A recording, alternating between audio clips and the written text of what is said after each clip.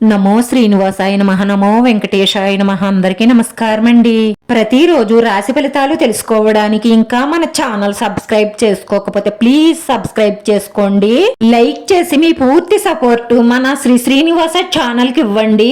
ఈ వారం రాశి ఫలితాలలో గోచార్య రీత్యా వృషభ రాశి వారు ఎటువంటి శుభాశుభ ఫలితాలను పొందుతారో తెలుసుకోవడానికి ఈ మన వీడియోని ఎక్కడా స్కిప్ చేయకుండా చివరి వరకు చూడండి.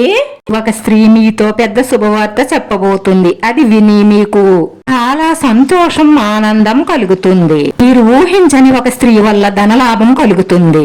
ఈ రోజు మీకు ఒక పెద్ద శుభవార్త అందుతుంది. దాంతో ఈ రోజంతా చాలా సంతోషంగా, ఆనందంగా గడుపుతారు.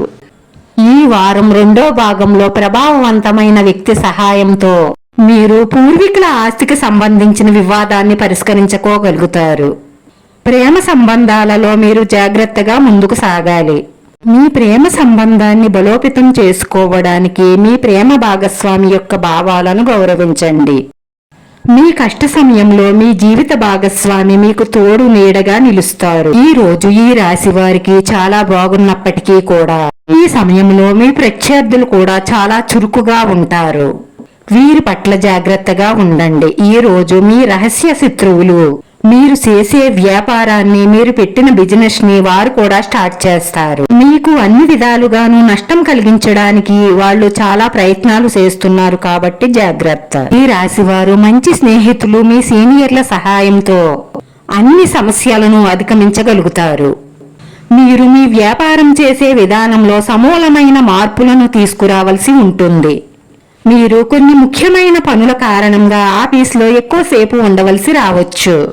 మీరు ఎందులోనైనా డబ్బు పెట్టుబడి పెట్టాలనుకుంటే ఈ రోజు చాలా మంచి రోజు. కుటుంబ సభ్యులతో ముఖ్యమైన విషయాలు మాట్లాడతారు. ఐటీ రంగానికి సంబంధించిన విద్యార్థులకు మంచి ఉద్యోగ అవకాశాలు లభిస్తాయి. ఉద్యోగంలో మీకు ఎవరితోనైనా వివాదాలు ఉన్నట్లయితే అవి ఈ రోజు పరిష్కరించబడతాయి. కానీ మీ మనసు చాలా చంచలంగా ఉంటుంది. దానివల్ల మీరు ఆఫీస్ పని మీద పెద్దగా ఆసక్తి చూపరు.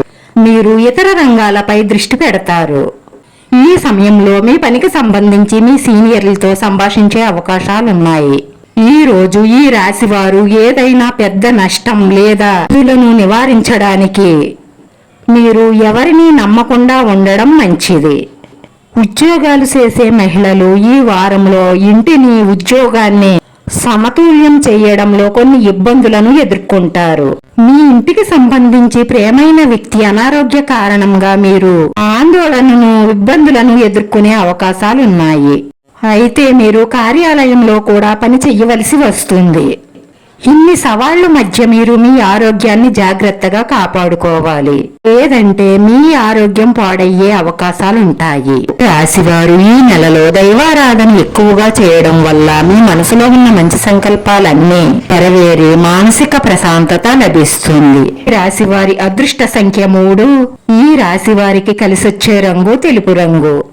వీడియో నచ్చితే లైక్ చేయండి. మీ లైక్ మాకు ఎంతో విలువైంది. మీరు లైక్ చేయడం వల్ల వీడియో కొంతమందికి చేరుతుంది. మన శ్రీనివాస ఛానల్ని ఆదరించండి. అందరికీ ధన్యవాదాలండి. నమో వెంకటేశాయ నమః.